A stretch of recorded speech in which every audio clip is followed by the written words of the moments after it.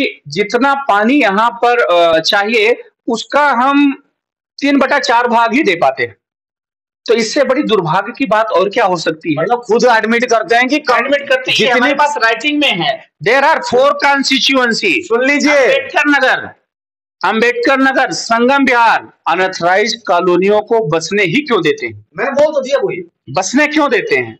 और अगर अनऑथराइज्ड कॉलोनियों पे लोगों ने घर बनाकर रहना शुरू किया है तो उनके घरों को तोड़ना तो ये कानून का काम है कि उसमें किसकी जमीन है, किसमें बना रखा है। और फिर नागरिक को भी ये सोचना चाहिए कि अनऑथराइज्ड जगह पे पोजेशन क्यों करना है। नमस्कार, आपका सभी का बहुत बहुत स्वागत, अभिनंदन करेंगे। और हमारे साथ आज मौजूद है human right association of India से दिल्ली के प्रदेश सचिव हमारे साथ मौजूद है अरुण जी। अरुण जी, आपका बहुत बहुत स्वागत, अभिनंदन है। आप यहाँ पर आए, आपका भी बहुत बहुत अभिनंदन है जी।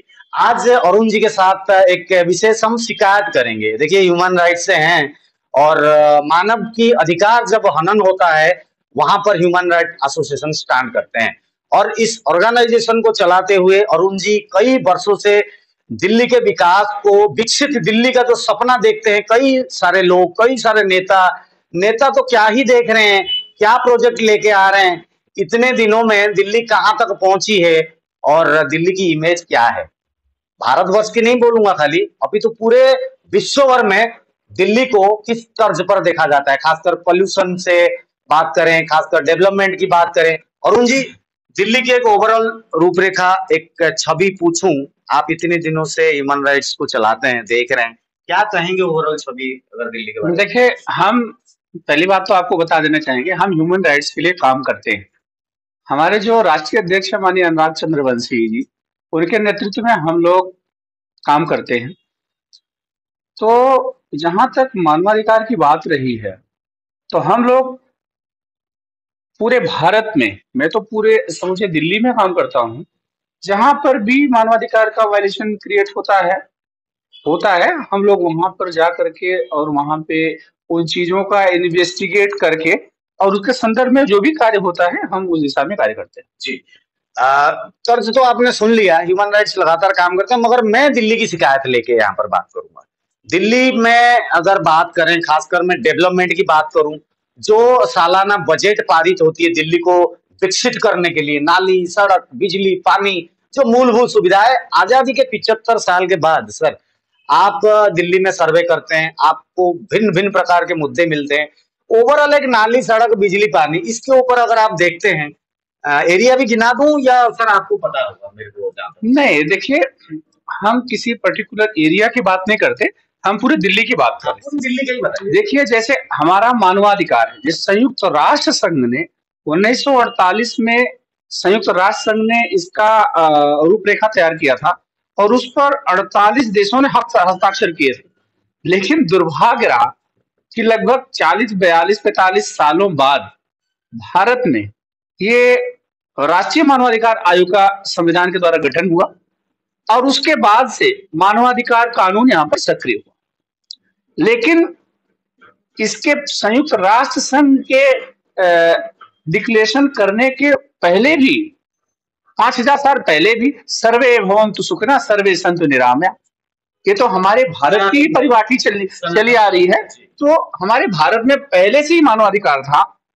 और जहां तक रही बात, अभी आपने क्या क्वेश्चन किया था? दिल्ली के डेवलपमेंट, जहां तक रही दिल्ली के मूलभूत सुविधा के बारे में, सन 1962 में जो है पहला मास्टर प्लान तैयार हुआ। अच्छा, मास्टर प्लान के तहत सुनिए मेरी बात, सन 1962 में पहला मास्टर प्लान तैयार हुआ। उसके बाद 2001 में हुआ, उसके बाद 2021 में हुआ, अब 2041 का जो प्लान है वो बन के आया है। डीडीए और बहुत सारी एजेंसियां हैं जो उन्होंने मिल करके इस प्लान को तैयार किया।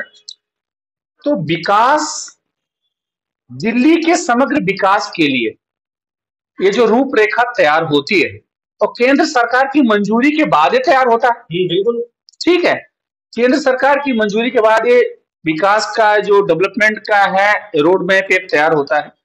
लेकिन समस्या ये है कि ये जो डेवलपमेंट है होता कितना है। जो चुने जाने वाले जनप्रतिनिधि, कार्यपालिका, न्यायपालिका और विधायिका, ये तीनों मिलकर विकास की रूपरेखा तैयार करते हैं। एग्जैक्टली, ठीक है, प्रोसेस है। और उसमें ये प्रोसेस, उसमें जनता द्वारा जो लोग चुने जा रहे हैं, जो जनप्रतिनिधि चुने जा रहे हैं, वो जनता के बीच में कितना जाते हैं, कितना लोगों के को सहयोग करते हैं, कितने लोग उनसे आच्छादित हैं, और वो एडमिनिस्ट्रेशन और वहां की जो जनता की जो प्रॉब्लम है उसको सॉल्व करने की जो उनके अंदर क्षमता है, या जो करते हैं, जनता उनसे कितना सेटिस्फाई। तो जनता ही जनप्रतिनिधि का चुनाव करती है और जनता के लिए विकास चाहिए होता है।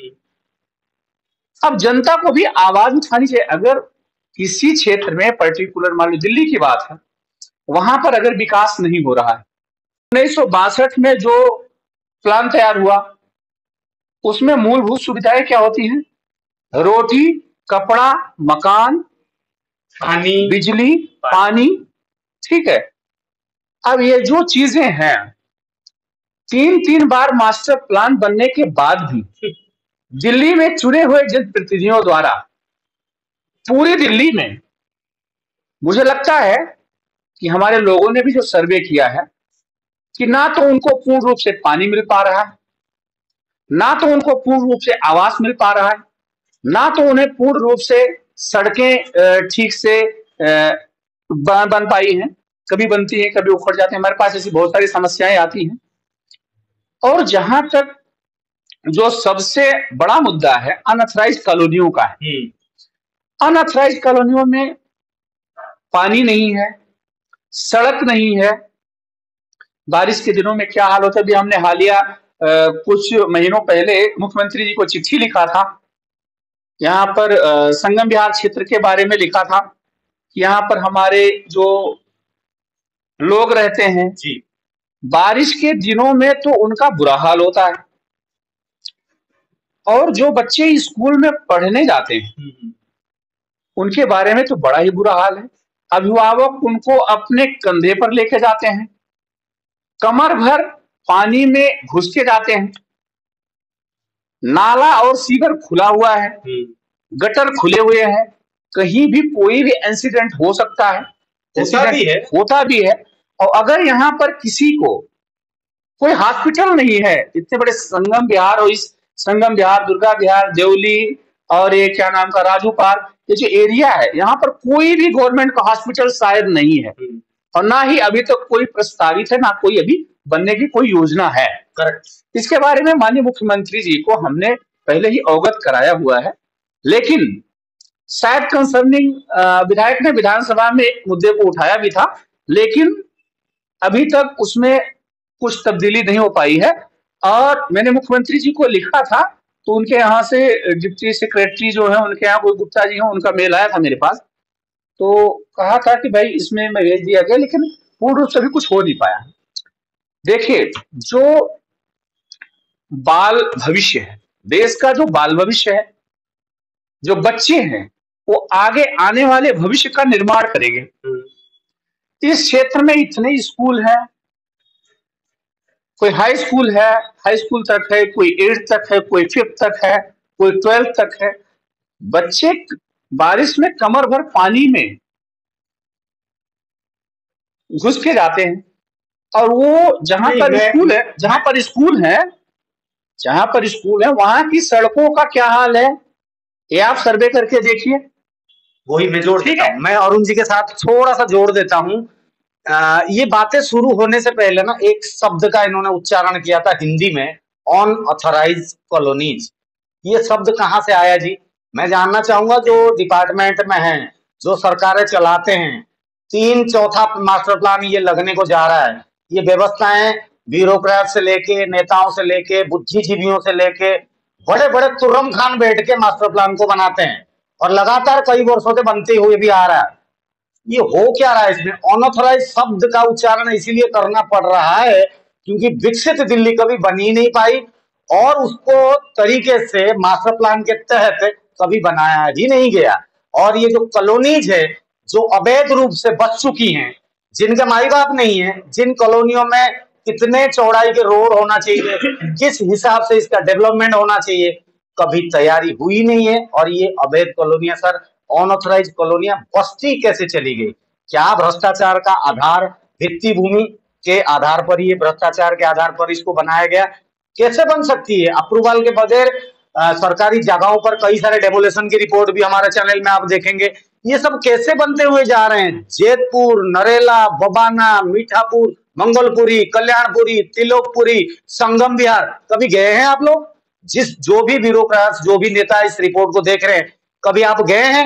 आप गए हैं, 100% यकीन है। वहां पर भी विधानसभा की चुनाव के लिए आप लोग जाते हैं, लोकसभा की चुनाव के लिए वोट मांगने के लिए आप जाते हैं, आप जब निगम पार्षद का चुनाव आता है तब पर भी आप जाते हैं। धरातल पर क्या समस्या है आपको पता है, अनऑथराइज का टैग लगा हुआ है ये भी पता है, मास्टर प्लान बनती हुई आ रही है ये भी पता है, कार्यान्वित नहीं हो रहा है। और कार्यान्वित नहीं हो रहा है तो समस्या में ग्रसित लोग आवाज उठाने के लिए भी सर कतराते हैं। फिर समाधान कहाँ दिखाई देगा? ऐसा है, तो जो मास्टर प्लान जो बनते हैं किसी एक पर्टिकुलर के लिए नहीं बनते हैं, और जो 2041 का भी जो डीडीए के द्वारा केंद्र सरकार द्वारा मंजूर करके जो मास्टर प्लान आया है, उसमें हाँ उसका जो विजन है, उसका जो विजन है उसका यह है कि सिद्धांत समानता और समावेशिता, ठीक है, और स्थिरता, जो कि संविधान के द्वारा सभी नागरिकों को ये संविधान में कानून है जो सबको अधिकार दिया गया है कि समानता, ठीक है, सभी को समान जीने का अधिकार है, ठीक है, सभी को अपने मताधिकार प्रयोग करने का अधिकार है। मताधिकार पूरा स्वच्छ जल का अधिकार है। अनऑथराइज कॉलोनी वाले सर वोट देते हैं मगर वो मताधिकार के आधार पर वो जो समानता का अधिकार नहीं मिल रहा है, ये पॉइंट हो गया यार। प्रधानमंत्री जी का जो विजन था अनऑथराइज कॉलोनियों को ऑथराइज करने का, जो प्रधानमंत्री जो पीएम उदय योजना के अंतर्गत कितने रजिस्ट्रेशन हुए? रजिस्ट्रेशन भी रुका पड़ा है। रजिस्ट्रेशन जो नहीं हो रहे हैं उसमें कुछ टेक्निकल चीजें होंगी, वो तो 2024 नहीं, डीडीए क्यों 2024 में क्या आप लोग उम्मीद कर सकते हैं एक मात्र डीडीए का रजिस्ट्रेशन? जो घरों में आप लोग रहते हैं, आपके बच्चों के भविष्य जुड़ा हुआ है, एक तो अनऑथराइज कॉलोनी बन के पड़ी हुई थी वर्षों से। अच्छा, एक धन्यवाद देते हैं प्रधानमंत्री नरेंद्र मोदी को, पीएम उदय योजना के आधार पर, उसके तर्ज पर यहाँ पर रजिस्ट्री खोली जाती है। लगातार कई दिनों से, कई वर्षों से रजिस्ट्री होने के बाद भी रजिस्ट्रियां तो नहीं हो पाई, अपितु इसमें कमी दिखाई दे रही है कि प्रोसेसिंग में आप जाएंगे तो बोलेंगे भाई सर्वर नहीं चल रहा है, फलाना हो रहा है, ढिमकाना हो रहा है, ये हो रहा है, वो हो रहा है। टोटल ओवरऑल बोला जाए तो काम ही नहीं हो रहा है। देखिए, जो डीडीए के उपाध्यक्ष हैं उनका क्या नाम है? अनुराग जैन, ठीक है, कहा कि उन्होंने तो ये बताया था कि हमारा विजन दिल्ली को 2041 तक एक रहने योग्य और जीवंत और टिकाऊ बनाना है। आपको लगता है हो जाएगा? सुनिए, उनका जो था लक्ष्य प्राप्त करने के लिए कई मानदंड और नीतियां थी, ठीक है, और 2041 का जो मास्टर प्लान है उसमें हरित विकास क्षेत्र और पारगमन उन्मुख विकास के लिए योग्यता अनाधिकृत कॉलोनियों के मानदंड को भी शामिल किया गया था। गया है नहीं ये, लेकिन जो हो रहा, सुनिए, जो हो रहा है उसमें पब्लिक को भी बढ़ चढ़कर अपना हिस्सा लेना पड़ेगा, उसमें बताना पड़ेगा। कैसे मैं रोकूंगा सर? यहाँ पे दिल्ली है, दिल्ली में हम लोग बैठ के बात कर रहे हैं जी, और यहाँ पर बिहार, उड़ीसा, बंगाल, पूरे भारतवर्ष से लोग आते हैं यहाँ पर रोजी रोटी कमाने के लिए। उनके पास समय की कमी होती है, बिजनेसमैन भी है, छोटे बड़े, रेडी चलाने वाले, पटरी चलाने वाले, इनके पास समय नहीं होता। इन्होंने वोट देना है कि भाई आप लोग आगे जाएं। एक नेता 10,000 20 लाख लोगों की एक प्रतिनिधित्व करता है, वो आगे जाएं और हमारे क्षेत्र की समस्या के ऊपर बात करें और बजट को छीन के लेके आए, चाहे मंजूरी लेके आए, हमारे क्षेत्र में कार्य कराएं। तो वो तो वही तो उसी पर ही तो बात हो रही है कि भाई ये प्रतिनिधि मंडल से जब आप लोग बात करते हैं, जब वोट लेके जब कुर्सी पे बैठते हैं, सदन पे पहुंचते हैं, क्या आप एक बड़ी व्यवस्था के तहत, एक भुवनेश्वर देखिए ना मास्टर प्लान के तहत बनी हुई है, तो दिल्ली तो भारत की राजधानी, ठीक है, आपने जनप्रतिनिधि को चुन के भेज दिया, लेकिन किस जनप्रतिनिधि को चुन के भेज दिया? क्या आपने उनको देखा? उनका रवैया समाज में रहा कैसे है? वो कौन से विचार के हैं, या फिर उनका कार्य क्षेत्र क्या है, वो उनकी कार्य कुशलता कैसे है, आपके बीच में आते कैसे हैं? अगर आप उन्हें बना रहे हैं, दिल्ली की जनता उन्हें बना रही है, तो एक विश्वास करके बना रही है। और अगर वो अपने कार्य में विफल हो रहे हैं, तो जनता को आवाज उठाना चाहिए और उनको जो कानूनी प्रक्रिया है उसके अंतर्गत जाना चाहिए और उनसे कार्य करवाने के लिए उनको विवश करना चाहिए। करेक्ट। लेकिन होता क्या है कि वो तमाम कुछ ऐसे कार्य होते हैं कि जो कि पब्लिक भी वहां पर चुप हो जाती है। वहां पर पब्लिक को चुप नहीं होना है। अपने अधिकारों के लिए हम लोग यही तो जागरूक करते हैं कि आपके अधिकार क्या हैं, आपके मूलभूत सुविधाएं संविधान के द्वारा आपको दिया क्या गया है। तो अगर उसका कोई वायलेशन करता है, चाहे वो नेता हो, चाहे वो एडमिनिस्ट्रेशन का अधिकारी हो, चाहे वो कोई भी अधिकारी हो, तो उसके खिलाफ पब्लिक को ही खड़ा होना पड़ेगा और अपने अधिकार के लिए लड़ाई लड़नी पड़ेगी। करेक्ट। ये जो हनन की बात हो रही है, जो अधिकार के हनन की बात हो रही है, चलिए कान नाक मैंने यूं पकड़ लिया, एक बात है। मैं अगर यूं घुमा के पकड़ूंगा तो दूसरी बात है। एक तरह से मैं कहूंगा अगर मास्टर प्लान को बार बार कैंसिल करके बार बार आगे को बढ़ाया जाता है तो कहीं ना कहीं दिल्ली में रहने वाले जितने भी जनसाधारण है, एक सामूहिक विकास नहीं हो रहा है। तो जब आंधी आती है, बारिश आती है, तो सीजनल जो आप कह रहे हो कि मानवाधिकार का हनन, वो दिखाई देती है सर। जो स्कूल का मुद्दा आपने बोला, क्यों? क्योंकि ड्रेनेज सिस्टम नहीं होने के कारण बारिश के टाइम पर ऐसी असुविधाएं दिखाई देती है। अच्छा, पानी की सप्लाई और डिस्ट्रीब्यूशन ना होने के कारण गर्मी में पानी की शॉर्टेज दिखाई देती है। और विकास रोड सड़क जिसको कहते हैं लाइफलाइन, संगम विहार में अगर हम ये रिपोर्ट कर रहे हैं तो संगम विहार को आने के लिए 3-4 मुख्य सड़क है, जो कि मंगल बाजार रोड, रतिया मार्ग रोड और एक टिगरी रोड, एक सैनिक फार्म रोड, इसमें 2-3 प्रोजेक्टेड है मास्टर प्लान के अधीन जिसको बनाने थे, वो अभी तक नजर नहीं आ रहा है। और कई सारे नेता प्रतिश्रुति दे रहे हैं कि भाई हम बनाएंगे। 1962, 2001, 2021 अब 41 आया है। दिल्ली की जनता को जल बोर्ड जो जल पूर्ति के लिए एक जो जल बोर्ड बनाया गया है, हमारे पास लिखित रूप में पत्र लिखा था, उन्होंने लिखित रूप से दिया है कि जितना पानी, पर्टिकुलर इस एरिया के लिए मैंने लिखा था कि जितना पानी यहाँ पर चाहिए उसका हम 3/4 भाग ही दे पाते हैं। तो इससे बड़ी दुर्भाग्य की बात और क्या हो सकती है। मतलब खुद एडमिट करते हैं कि एडमिट करते हैं, हमारे पास राइटिंग में है। देयर आर 4 कॉन्स्टिट्यूएंसी, सुन लीजिए, अंबेडकर नगर, संगम विहार और एक कौन सा, 2 और हैं जो कॉन्स्टिट्यूएंसी हैं, देवली, संगम विहार, अंबेडकर नगर, तुगलकाबाद। ठीक है, इसमें जितना पानी की, स्वच्छ पानी की आवश्यकता है उसका हम 3/4 भाग ही पानी सप्लाई कर पाते हैं। ये जल बोर्ड ने लिखी थी। जल बोर्ड के चीफ इंजीनियर ने, वो जो पटेल जो इंजीनियर, उनको, उनके ऑफिस को द्वारा हमें लिख करके दिया गया है। सुन लीजिए, जितने भी ये रिपोर्ट को देखेंगे, मैं थोड़ा सा जोड़ देता हूं इसमें। मास्टर प्लान को अगर खंगालेंगे, 400 प्लस पन्ने का ये मास्टर प्लान ड्राफ्ट प्लान है। आप लोग डीडीए के साइड से उठा लीजिएगा, पूरी पीडीएफ पढ़ लीजिएगा। दिल्ली में लगभग 900 कुछ एमजीडी पानी आता है, या वो सही तरीके से मैं आंकड़ा नहीं बता पा रहा हूं। दिल्ली में शुरू से जितनी पूर्ति की जल की जरूरत थी वो कभी पूर्ति हो ही नहीं पाई है। ना केंद्र सरकार के जरिए कभी योजना बनाई गई, ना राज्य सरकार के जरिए बनाई गई, अपितु योजना बनी नहीं है, हमेशा कमी ही महसूस हुई है। और यहाँ पर ह्यूमन राइट्स से प्रदेश सचिव अरुण कुमार त्रिपाठी जब लेटर लिखते हैं जल बोर्ड को, तो जल बोर्ड यहाँ पर सरेंडर करके बताती है कि भैया हम तो ये 4 विधानसभा में जितने जल की पूर्ति के, यानी कि जल जितने आवश्यकता है उसका कितना, एक चीज और है, दुर्गा विहार के बारे में लिखते हैं कि यहाँ पर तो ये इंड पड़ता है वाटर का, यहाँ तो एक बूंद पानी नहीं आता है उसका, सोनिया विहार का। हमने इस पर माननीय राष्ट्रीय मानवाधिकार आयोग के अध्यक्ष जी को पत्र भी लिखा है, केस भी दर्ज कराया है, और वो अंडर प्रोसेस है। अभी क्या होगा क्या नहीं है, क्या जवाब ही नहीं तो करेंगे कार्रवाई। क्या कार्रवाई भाई, इनको कंसर्निंग डिपार्टमेंट को भेज दिया है, अब डिपार्टमेंट उसको क्या एक्शन लेंगे, हम फिर उसमें क्या रिमाइंडर डालेंगे।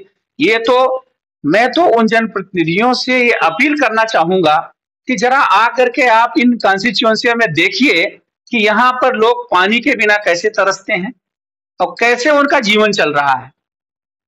तो पहली बात, बहुत दुख का विषय है कि जिस टैक्स पेयर के पैसों से आप लोगों के कार्य चल रहे हैं, आप लोग जा रहे हैं विधानसभा और लोकसभा में बैठ रहे हैं, उन टैक्स पेयर के बारे में सोचिए, यहाँ की जनता के बारे में सोचिए कि वो कितनी त्रस्त और कितनी परेशान है। वो अपनी परेशानी को अपने जनप्रतिनिधियों से जब कहती है तो उनके जनप्रतिनिधियों को भी आकर सुनना चाहिए, क्योंकि इसलिए सुनना चाहिए कि आप पर भरोसा करके जनता ने आपको ये जनप्रतिनिधि चुना है और उन्हीं के पैसों से आपके द्वारा जो गाड़ी यूज किया जाता है, जो वहां बैठा जाता है, सभी सुविधाएं सरकार की तरफ से आपको मिलती है। तो उनकी परेशानियों के निराकरण के लिए ही जनता आपको चुनती है। आकर के आप उनकी परेशानियों को देखिए और क्षेत्र में उनकी क्या आवाज है, वो क्या कहना चाहते हैं, आपके ऊपर कितना भरोसा करते हैं, ये पता चल जाएगा। अभी हालिया में हमें शायद एक रिपोर्ट भी आई थी कि केजरीवाल जी यहाँ उद्घाटन करने आए थे, मुख्यमंत्री जी, और उनकी गाड़ी को भी रोक दिया गया था, पानी के चक्कर में ही रोका गया था। तो ये तो मुख्यमंत्री जी को भी पता है कि क्या है, क्या हो रहा है, क्या नहीं हो रहा है। दुर्भाग्य सर। और सर जो भी असुविधाएं हैं उन लोगों को देखना चाहिए। अभी हाल ही में चुनाव है, हम तो सभी लोगों से यही अपील करते हैं कि भाई मतदान का ज्यादा से ज्यादा प्रयोग करो और आप लोग मतदान करिए और अपने जनप्रतिनिधियों को अच्छे से चुनाव करिए, जो आपकी समस्याओं को सुने और वो अब आपके दुख सुख में शामिल हो। ऐसे लोगों का चुनाव आप भी सोच समझ कर करिए। बिल्कुल बढ़िया है। और ह्यूमन राइट से अरुण जी हैं तो बिल्कुल लाइन और लेंथ में बात कर रहे हैं और करेक्ट बात कर रहे हैं, जायज बात कर रहे हैं, डॉक्यूमेंटेड बात कर रहे हैं और बराबर अधिकारियों को, विभागों को लिखते हैं, समस्या के बारे में अवगत कराते हैं। मगर दुख की बात है, संगम भी जितने मैंने नाम गिनाए हैं, अनऑथराइज कॉलोनी बहुत पनप चुकी है दिल्ली में और ये केवल शासन प्रशासन ब्यूरोक्रेट्स की गलतियों के वजह से बनी है। जितने भी हमने सर्वे किया, जितने तर्जमा किया, इसके रूट कॉज के ऊपर हम पहुंचे। अगर कोई सही व्यक्ति तो हमें कॉल करे, हम आपको बताएंगे कि कॉलोनी पनपी कैसे, अनऑथराइज का नाम आया कैसे, अनऑथराइज कॉलोनियां बस्ती क्यों चलती चली गई और आज इतनी बस्ती चली गई है। हाईकोर्ट बताती है कि 80% दिल्ली आज अवैध बच चुकी है। क्या आप में इतना दम है? क्या आप में इतनी प्लानिंग है? क्या आपके पास कोई अल्टरनेट व्यवस्था है? इन लोगों को आप यहां से निष्कासित करके या विस्थापित करके कहीं दूसरे जगह पर बिठा सकते हैं, उनको घर दे सकते हैं या उनके घर को तोड़ सकते हैं, जो लाखों रुपए लगा करके आज अनऑथराइज का टैग लेके बैठे हुए हैं। क्या होगा इनका सर? अगर मास्टर प्लान के तहत ये जिस तरीके से प्रोजेक्टेड है, 400 प्लस पन्ने का अगर आप सोचेंगे, अगर इम्प्लीमेंटेशन होता है, मुझे लगता है कि दिल्ली में से 40% को तोड़ना ही पड़ेगा इनको, अदरवाइज ये बना नहीं पाएंगे। पहली बात तो ये है, अनऑथराइज कॉलोनियों को बसने ही क्यों देते हैं? मैंने बोल तो दिया, वही बसने क्यों देते हैं? और अगर अनऑथराइज कॉलोनियों पे लोगों ने घर बनाकर रहना शुरू किया है तो उनके घरों को तोड़ना तो ये कानून का काम है कि उसमें किस चीज जमीन है, किसमें बना रखा है। और फिर नागरिक को भी ये सोचना चाहिए कि अनऑथराइज जगह पे पोजीशन क्यों करना है, और जब वहां पर वो पोजीशन करके बैठे हैं पहले से देखना चाहिए। वही तो पॉइंट है, वही पॉइंट है कि इनको बसने नहीं, पोजीशन का आधार नहीं, ये पोजीशन इनको दिलाता कौन है, बसाता कौन है? वो मुख्य आधार तो वही है। मुख्य आधार तो हमें पता है ना कि करप्शन है, और कौन कौन से विभागों के जरिए करप्शन के आधार पर ये जितने भी लोग देख रहे हैं और अनऑथराइज कॉलोनी में जो लोग बसे हुए हैं, आप लोगों को खुद पता है आप लोगों ने किस तर्ज पर लेंटर डाला है, किस तर्ज पर फाउंडेशन डाला है और किस तर्ज पर इन जमीनों को खरीदा है। आगे अगर कार्रवाई होती है, इसकी पूर्ण जिम्मेदारी आप लोग सभी होंगे जो अनऑथराइज कॉलोनी में अवैध तरीके से कहीं ना कहीं भ्रष्टाचार को आधार बना करके कहीं ना कहीं घर भी खरीदे हैं, जमीन खरीदे हैं और लेंटर डाला है। फेज वाइज आप लोगों ने पैसे भी दिए हैं, ये आप लोगों को भी पता है किस तरीके से इन घरों को बनाया गया है। देखिए, रही घरों की बात, अभी आप देखिए कि जो एजुकेशन डिपार्टमेंट का जो पैरामीटर है, जो यहाँ पे जितने भी स्कूल ये मान्यता प्राप्त खोले गए हैं, चाहे वो 5th तक हो, चाहे 8th तक हो, चाहे 10th तक, चाहे 12th तक, चाहे सरकारी हो चाहे वो गैर सरकारी हो, क्या उन पैरामीटरों को एजुकेशन डिपार्टमेंट उसको इन लोगों को फुलफिल करा करके मान्यता दिया है? क्या होता है, यहाँ पर रोड नहीं है, सड़क नहीं है, ठीक से नाले खुले हैं, तो किस आधार पर इनको मान्यता दे दिया गया है? वही सोचनीय विषय है। और तो हमारी तो आंखों में आंसू आ गए थे उस समय, जिस समय कि यहाँ पर कई सारे लोग अभिभावक जो थे अपने बच्चों को कुछ तो गोदी में लिए हुए, कुछ अपने कंधों पर बैठाए हुए और पूरा कमर भर पानी में भर के जा रहे थे, स्कूल से निकल रहे थे। खुद हम भुक्तभोगी, कई सारे रिपोर्ट भी आप हमारे चैनल में लाइव देखेंगे, जिसमें मैं खुद पानी में घुस के ये रिपोर्टिंग मेरे को करते हुए आपने देखा भी है, लाइव भी देखा है। तो इस एरिया की सच्चाई और दिल्ली खाली संगम विहार और अनऑथराइज्ड कॉलोनी की जगह नहीं बोलूंगा, पूरी दिल्ली में वाटर लॉगिंग की समस्या दिखती है जब बारिश के टाइम में। वाटर लेक वो तो बात अलग है। अभी हमने हाल ही में सर्वे करवाया था, फ्लड डिपार्टमेंट को कई बार पत्र लिखने, एक्सीएन को कई बार पत्र लिखने के बाद, चीफ इंजीनियर को कई बार पत्र लिखने के बाद, एसडीओ जेई वगैरह इंस्पेक्शन करा के यहाँ से होली चौक तक ये हमने बहुत सारा ये बह रहा था नाला हमने ये ठीक करवाया था। अभी क्या दशा है, उन्होंने बोला था कि विवेक चौहान जी जो एक्सीएन है बोला था कार्य तो शुरू हो गया है। डीएम से संबंधित हमने बात किया था, डीएम ने भी इंस्पेक्शन किया था इसका जो नाला है, बोला था जल्दी ही कार्य शुरू हो जाए। कितना कार्य हुआ मैं अभी उधर गया नहीं, ये तो आप लोग ही सर्वे करके बताएंगे क्या हो रहा है क्या नहीं हो रहा है। और दूसरी बात यह है कि पब्लिक को भी सोचना पड़ेगा इसके लिए, और यहाँ पर जितने भी जनप्रतिनिधि हैं, जो एडमिनिस्ट्रेशन के जो अधिकारी हैं, उनको भी सोचना चाहिए। इस क्षेत्र में कोई गवर्नमेंट का हॉस्पिटल नहीं है, अगर बारिश आती है तो एम्बुलेंस आता है तो वो तो निकलने पे भी मर जाता आदमी। ये कई सारे ऐसे हैं उदाहरण कि जो कि उनकी जान भी जा चुकी है, लेकिन वो गाड़ी निकल नहीं पाती एम्बुलेंस की। तो ऐसे दुर्भाग्य रहा है, क्योंकि यहाँ से जो जनप्रतिनिधि हैं या फिर जो रहे हैं या फिर जो रह के जा चुके हैं, उन्होंने शायद इस बारे में सोचा नहीं कि यहाँ पर शायद दिल्ली की सबसे ज्यादा जनता पॉपुलेशन रहती है संगम विहार के एरिया में, इस एरिया में। लेकिन उन्होंने इस बारे में नहीं सोचा कि यहाँ पर एक कोई हॉस्पिटल भी होना चाहिए, यहाँ की सड़क से रिलेटेड। और स्कूल में जाते आते इन्होंने जो अव्यवस्था को देखी है, वो ये कहते हैं, अरुण जी ये कह रहे हैं कि इन स्कूलों को प्राइवेट ही ज्यादातर है, इनको कौन से तर्ज पर जो रिकॉग्निशन जो मिलती है, स्कूल तो कोई ऐसे नहीं चला पाएगा ना, दुकानदारी नहीं है, ये रेडी पटरी की व्यापार नहीं है, ये स्कूल है दोस्तों। और स्कूल को बनाने के लिए कुछ क्राइटेरिया की जरूरत होती है, कुछ नियम और कानून को पार करने पर, डॉक्यूमेंटेशन देने पर, सर्वे होने के बाद तो स्कूल को अप्रूवल मिलता है।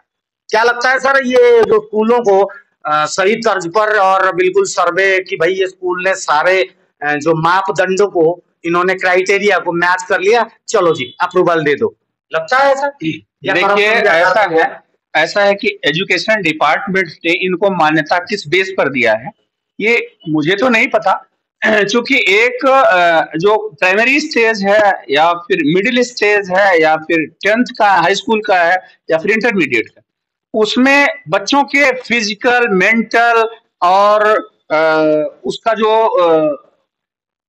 इंटरनल चीजें हैं उस सब के बारे में ध्यान में रखते हुए एजुकेशन डिपार्टमेंट को मान्यता देनी चाहिए। अब पेपरों में हो सकता है कि इन्होंने फुलफिल किया हो, लेकिन ये चीज एक इन्वेस्टिगेशन का विषय है कि उन्होंने, उनके पास कमरे कितने हैं, बच्चों के खेलने की व्यवस्था क्या है, पार्क में व्यवस्था क्या है, उनके पास पीने का जो पानी है वो स्वच्छ पानी दे पा रहे हैं नहीं दे पा रहे हैं। तो ये हम इसके लिए पत्र लिखेंगे, जो वो हैं क्या नाम का, जो प्रियंका कानून जो अध्यक्ष हैं इसके एनसीपीसीआर के, नेशनल चाइल्ड राइट कमीशन के जो हैं, हमने उनसे बात भी किया है। हम उनके इसके बारे में हम उन्हें पत्र भी लिखेंगे कि यहाँ पर क्या व्यवस्थाएं हैं, कैसे हो रहा है, जो बच्चों के साथ क्या होता है क्या नहीं होता, उनके स्वास्थ्य के साथ क्या होता है, क्या उन स्कूलों को पैरामीटर जो है एजुकेशन डिपार्टमेंट ने जो मान्यता दिया सही दिया नहीं दिया है, वो एक इन्वेस्टिगेशन का विषय, उसको मतलब मैं पत्र लिख करके एनसी जो राष्ट्रीय अध्यक्ष हैं प्रियंका कानून जी, उनसे बात करेंगे, इसके बारे में बात भी किया जी। तो अरुण जी हमारे साथ थे, काफी गहनता से एक गंभीर विषय को लेकर बातचीत हुई। पूरे दिल्ली के, विकसित दिल्ली के सपना देखने वाले जितने भी व्यक्तित्व हैं, अरुण जी को जरूर फॉलो कीजिएगा। अच्छे विचारधारा के हैं, ह्यूमन राइट एसोसिएशन से दिल्ली के प्रदेश सचिव हैं, और नेताओं के बारे में, नियत के बारे में, डेवलपमेंट के बारे में, मास्टर प्लान के बारे में, स्कूलिंग के बारे में, सभी के ऊपर कार्य करते हैं। अरुण जी आपने अपना कीमती समय दिया, आपका बहुत बहुत धन्यवाद। आप लोग जुड़े रहिए इस कड़ी में, और भी आपको अपडेट के साथ अवगत करेंगे। फिलहाल के लिए जय हिंद, धन्यवाद।